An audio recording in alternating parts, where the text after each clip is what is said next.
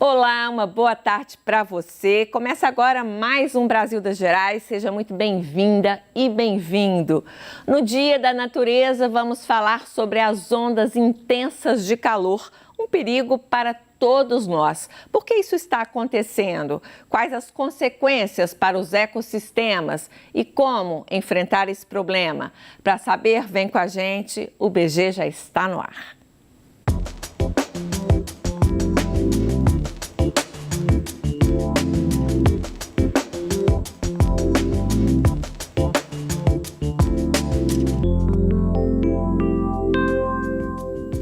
4 de outubro é Dia da Natureza e também dos animais. A data foi escolhida em homenagem a São Francisco de Assis, protetor de ambos, que morreu neste dia. Mas a celebração deste ano chega em meio a mudanças alarmantes. A recente onda de calor extremo, que representa um perigo para os ecossistemas, fauna e flora. Os desafios para a preservação do planeta e do meio ambiente crescem a cada dia. E precisamos nos conscientizar sobre os riscos do aquecimento global e o que pode ser feito para mudar este cenário. Para falar sobre tudo isso, convidamos o Lisandro Gemiachi, que é meteorologista e coordenador do INMET, o Instituto de Meteorologia, Minas Gerais, a bióloga e professora Fernanda Hag, que vai participar com a gente de forma online, e a Adriana Araújo, que é ativista e protetora dos animais, coordenadora também, de uma associação que protege os animais, e está com a gente aqui no programa de hoje com um convidado também muito especial, né, Adriana? Sim. Quem você trouxe? Esse aqui é o Lobinho. Ah, bem-vindo também, Lobinho. Olha que coisa mais fofa. Ele foi adotado por você, né, Adriana? Sim, ele foi resgatado após ter sido abandonado. A tutora idosa faleceu e a família o abandonou nas ruas. Isso tem quanto tempo? Isso tem uns 5 anos, mais ou menos. E ele já está idoso também, né? Sim, ele já era, idoso na época. Já está com 14 anos? Uns 14, 15 anos. É, mas está muito bem. Deixa ele à vontade aqui no estúdio. Tem aguinha, se ele quiser dar uma passeada aí também, tá bom. Nós vamos adorar. Agora, vamos começar então, Lisandro, tentando entender o que são as ondas de calor e como elas se diferenciam de condições climáticas quentes, mas normais. Na verdade, as ondas de calor, elas acontecem assim, eventualmente, né? Porque na atmosfera são vários sistemas sempre transitando, né? Entre o sul e o norte. E aí o planeta, na verdade, ele está sempre tentando entrar em equilíbrio, né? Sim. Então tem essas transportes de calor, de umidade entre as diferentes latitudes, né? O que acontece é que um sistema meteorológico que é uma alta pressão, ele fica sobre o centro do continente. Então aí impede um pouco as trocas com outros locais e aí o aquecimento vai ocorrendo gradualmente ao longo dos dias. É um evento que não é tão raro acontecer aqui na região central do Brasil como um todo, né? Em 2012, né, teve uma quebra de recorde de temperatura máxima aqui em Belo Horizonte. Aí, na época, eu até falei para vários jornalistas, não, é uma marca que era dos anos 80, agora vai demorar a se repetir e tal, né? Aí, quando foi em 2015, quebrou o recorde novamente. Em 2020 quebrou o recorde novamente e agora em 2023 quebra o recorde novamente. Então, o que isso indica para a gente? Que aquelas projeções que eram feitas sobre o aquecimento global e o que ia causar o aquecimento global no geral, que as projeções apontavam para esse aumento desses eventos extremos, né, que causam impacto na vida de todo mundo. Uhum. Vem se confirmando aí através dos dados e da nossa experiência empírica. Então, agora recentemente a gente já teve muito excesso de chuva, né? Quem não lembra aí da tragédia de janeiro de 2020, né? A gente teve várias ondas de calor Teve onda de frio ano passado, né? A gente não lembra muito, mas teve uma onda de frio muito forte, então bateu recorde de temperatura baixa e recorde de temperatura máxima e grande intensidade de chuva. Então todos esses eventos meteorológicos, eles provocam um impacto assim na nossa percepção do clima, né? Então, sem dúvida, né? Então a gente não a normal climatológica, que é aquilo que a gente considera como padrão, como um comportamento normal, ela já não responde ao que vem ocorrendo realmente. A gente já não sabe o que esperar da estação do ano, estamos em plena primavera e a sensação desse clima estar doido, né? É realmente uma situação de emergência climática e há quem diga que não, que isso não existe. Agora quero saber, Fernanda, de você, como que essas ondas extremas de calor afetam a vida selvagem e os ecossistemas? Bom, Patrícia, a gente tem esses animais, eles não estão esperando que isso aconteça. Então, tanto fauna quanto flora não estão aguardando que esses fenômenos aconteçam, né?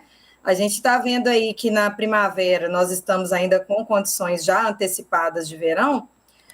Por exemplo, os ipês rosas, eles estão antecipando uma reação de verão, porque muitas árvores estão sendo visualizadas com folhas já, então eles deveriam estar somente com flores ainda, e aí para se proteger e para começar um novo ciclo de produção de fotossíntese, eles estão desenvolvendo flores, e muitos ainda estão segurando as flores, porque realmente as ondas climáticas estão impedindo que os insetos venham para polinizar essas flores.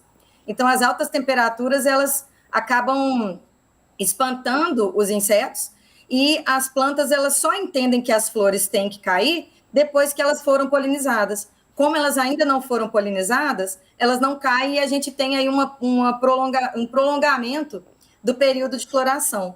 Então, elas estão entendendo que a gente já chegou no verão.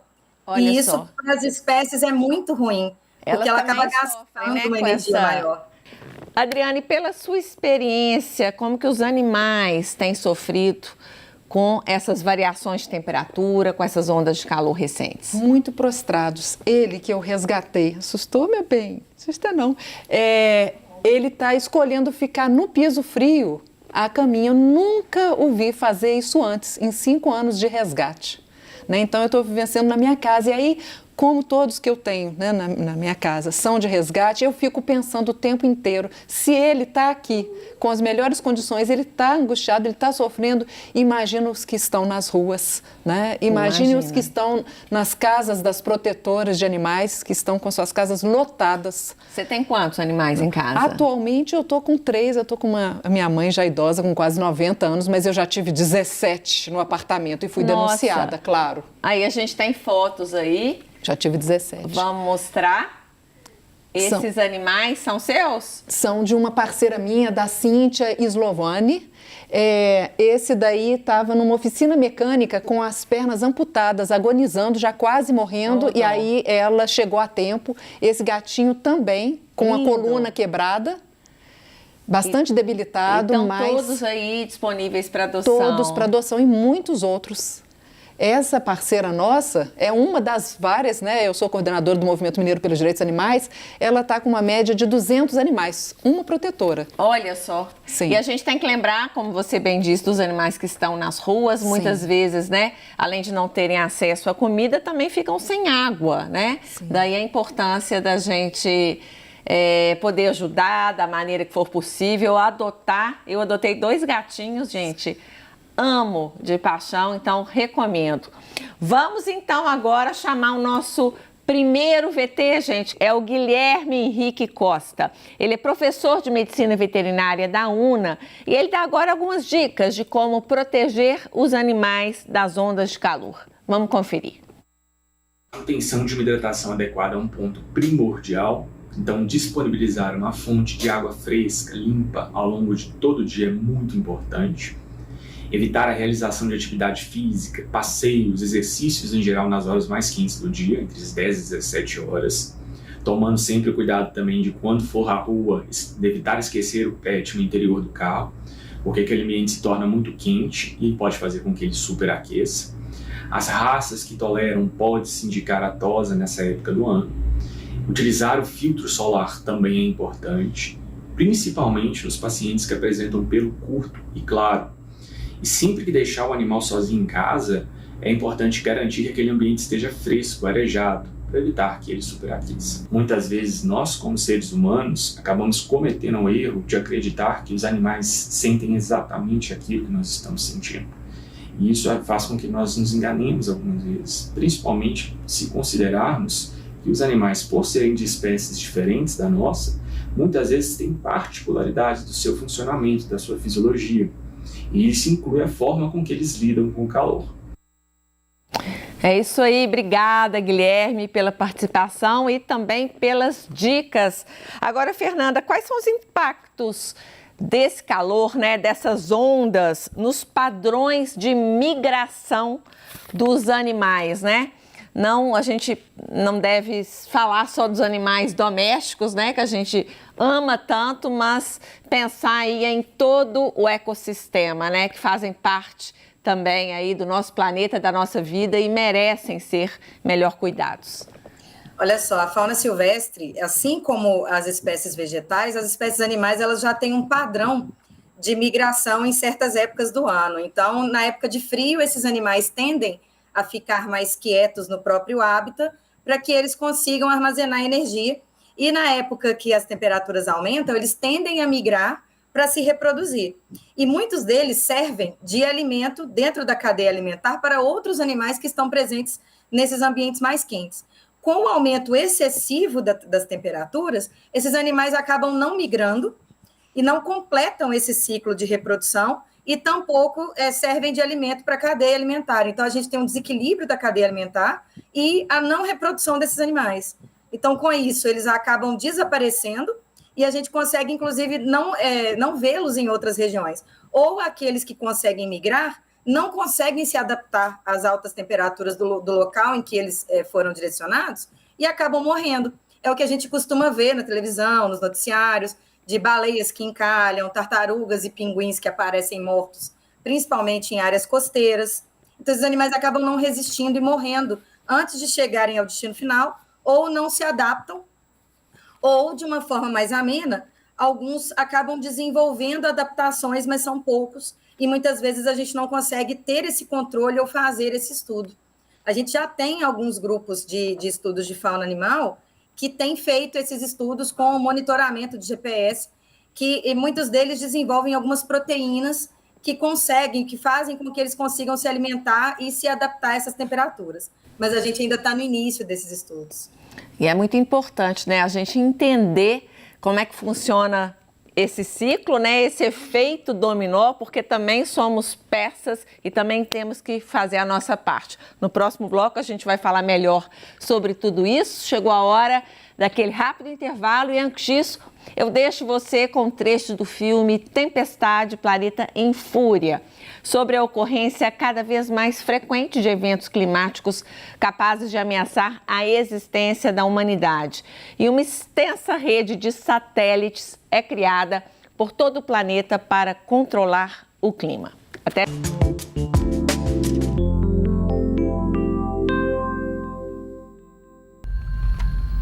Quem é? É o Terry Repson. Desculpe ligar tão cedo. Não, professor, tudo bem. O que foi? Bom, descobrimos uma coisa extraordinária e perturbadora. Lembra do que disse em Nova Delhi sobre como o derretimento polar pode interromper a corrente do Atlântico Norte? Lembro. Bom, acho que está acontecendo. Como assim? Brasil das Gerais está de volta e este foi um trecho da ficção científica O Dia Depois de Amanhã, que conta a história de um climatologista que tenta resgatar o seu filho em meio a uma série de desastres naturais desencadeados por eventos climáticos extremos. Tudo isso devido ao aquecimento global. E neste Dia da Natureza e dos Animais, seguimos conversando por aqui sobre as ondas recentes de calor com Lisandro Gemiach, que é meteorologista e coordenador do INMET Minas Gerais, com a bióloga e professora Fernanda Hagi, está participando com a gente de forma online. E aqui do meu lado, a Adriana Araújo, que é ativista e protetora dos animais, também coordenadora de uma ONG. E trouxe aqui com a gente o Lobinho, né? Um convidado especialíssimo que está aqui deitadinho, relaxando, né, Adriana? O ar-condicionado aqui tá gostoso, né? Mas ele aí tá no momento ainda soneca. Agora, conta pra gente um pouquinho, Adriana, como é que surgiu o movimento mineiro pelo direito dos animais, né? Pelos direitos dos animais, o que vocês fazem? O movimento mineiro, ele surgiu em 2006, com o propósito de unir forças protetoras de animais, né, que moram em todos os rincões de Minas Gerais, são 853 municípios, e que se viam, desde aquela época, muito solitárias nessa missão, né, de resgatar animais em sofrimento de todas as espécies.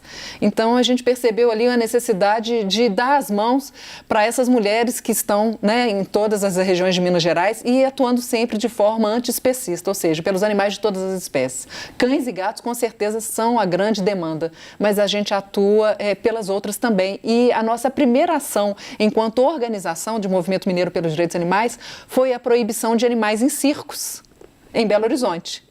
E depois em Minas Gerais. E a partir disso, ninguém nos segurou mais. É um trabalho aí realmente muito importante, né, que vocês fazem. Vocês estão de parabéns, né, mulheres unidas aí na sororidade. Isso. E pensando aí no bem comum do planeta. Muito bom. Agora, Fernanda, quando a gente pensa nos ecossistemas aquáticos, como que essas ondas de calor afetam a biodiversidade, né, e o equilíbrio desses sistemas, e quais estratégias são necessárias para a gente lidar melhor com as ameaças a esses habitats naturais? Olha só, tanto nos ecossistemas terrestres quanto aquáticos, as estratégias que nós biólogos estamos adotando, inclusive com pesquisadores de revistas renomadas, que são a Science, a Nature, são a de preservação da fauna e da flora nesses ambientes, mas principalmente da fauna, porque os animais eles são responsáveis pela ciclagem de nutrientes desses ambientes. Então, se eles equilibram a ciclagem de nutrientes, eles conseguem equilibrar a biodiversidade vegetal, eles ajudam no equilíbrio da biodiversidade vegetal, e com isso a gente consegue fazer esse equilíbrio e tentar amenizar um pouco essas temperaturas e essas mudanças climáticas no nosso ambiente. O que esses alertas que vocês, né, meteorologistas, fazem a todo momento são tão importantes? O nosso trabalho como meteorologistas, como climatologistas, é alertar os efeitos dessas mudanças climáticas ou mesmo das condições adversas do tempo, para que as pessoas possam antecipar os efeitos, né, e antecipar e ter o cuidado com a sua própria vida, né? Evitando assim essas mortes desnecessárias que a gente vê. Às vezes a pessoa está passando por um alagamento e pensa que pode atravessar. Não atravesse, espere um pouquinho, a chuva passar, o nível das águas diminuir. Fique em casa, ou saia de casa, né, em determinados casos. Então ter mais esse cuidado com a própria vida, né, porque o que indica nos últimos anos é que a gente vai ter desastres cada vez mais frequentes, né? Então isso a gente só consegue prevenir acompanhando aí a previsão do tempo no dia a dia e seguindo as determinações da Defesa Civil, né? Das defesas civis estaduais, municipais, né?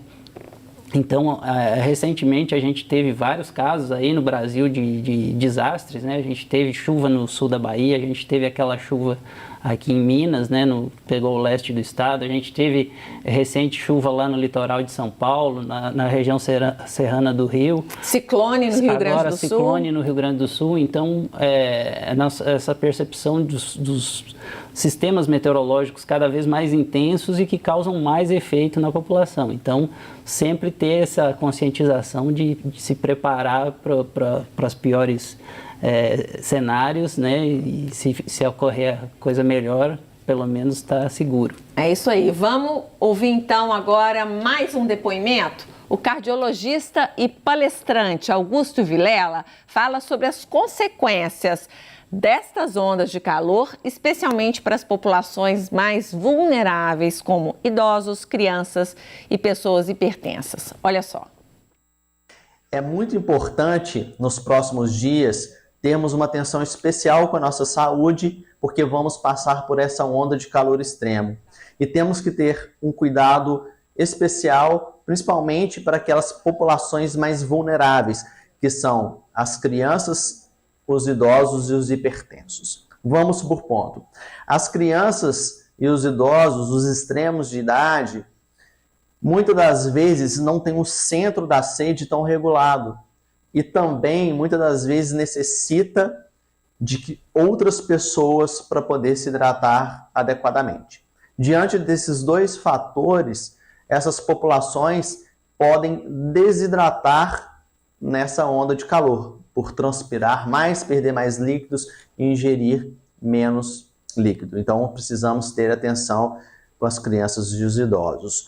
E os pacientes hipertensos, porque é importante. Essa onda de calor, o calor, ele exerce vasodilatação e com isso favorece a redução da pressão arterial. O paciente já está usando antihipertensivo. Com o calor extremo, a sua pressão tenderá a baixar mais e com isso pode levar à hipotensão. Então, ter avaliações aí da sua média pressórica. E mais importante ainda, aqueles pacientes hipertensos que usam como antihipertensivo diurético. Porque está no calor, está transpirando mais, está com uma medicação que está favorecendo a diurese e com isso precisa hidratar mais, porque senão há um risco grande de desidratação. Obrigada, Augusto, pela participação com a gente aqui no BG. E agora mais um alerta. Com o aumento do calor, crescem também os casos de afogamento. Vamos saber como evitar este tipo de acidente com o Tenente Barcelos, do Corpo de Bombeiros. O estado de Minas Gerais pode ser afetado com altas temperaturas. Por isso, o governo de Minas, junto ao Corpo de Bombeiros Militar de Minas Gerais, tem preparado algumas ações de prevenção e dicas de segurança. Nesse momento, muitas pessoas buscam balneários e piscinas e isso pode aumentar o número de afogamentos. Logo, fique atento às sinalizações e não nade em locais desconhecidos. Evite saltar de locais elevados para dentro d'água e nada daquelas brincadeiras que podem acabar em acidente. Não deixe crianças nadando sozinhas e não tente salvar alguém que esteja se afogando se não tiver o treinamento para isso. Você também já sabe que nadar depois de ter ingerido bebida alcoólica é uma combinação muito perigosa. O governo de Minas e o Corpo de Bombeiros Militar se preparam para um possível aumento no número de incêndios em vegetação. Entre as ações podemos citar o emprego de núcleos de incêndios florestais, um reforço no atendimento operacional com militares da administração, a locação de caminhonetes, o uso de aeronaves, inclusive um avião específico para o combate a incêndio, e também confiamos nas nossas brigadas municipais. Ao se deparar com uma emergência, ligue 193. Obrigada, Tenente, pela participação e pelo alerta. Gente, para mudar esse cenário, tem muita coisa para fazer. É importante a gente deixar aqui também o nosso parabéns e a nossa reverência a tantos ambientalistas que o tempo todo estão falando sobre emergência climática, sobre aquecimento global e como cada um de nós, tem que se conscientizar disso e fazer a sua parte, cuidando melhor da natureza. Infelizmente, nosso tempo é curto. Fica o convite para a gente fazer um outro programa, para a gente tentar aí dar sugestões, para todo mundo aí também poder entrar nessa corrente. Volta, então, assim que possível. E antes de encerrar, Adriana, rapidinho, quem também quiser colaborar com a adoção dos animais, como entrar em contato com vocês? O que fazer para ajudar? Tem o nosso Instagram, @Movimento Mineiro MMDA. Tem meu telefone também à noite, aí a gente reverbera, né, para as outras protetoras. Posso falar? Pode. É 99737-1335, mas é para adotar, não é para trazer mais animal não, tá, gente? É isso aí, né? Ter um lobinho, quem sabe, em casa, mais lindo do mundo. Esse é da Adriana, esse ela não passa pra frente não, porque já virou da família. Mas tem muito bichinho aí precisando também de um lar. Obrigada, Adriana. Obrigada a você pela Parabéns pelo seu trabalho, viu? Obrigada. Parabéns pelo trabalho de vocês também. Como a gente disse, voltem sempre. E obrigada, claro, a você de casa pela companhia. Se ame, se cuide e do nosso planeta. Um grande beijo e até amanhã. Tchau.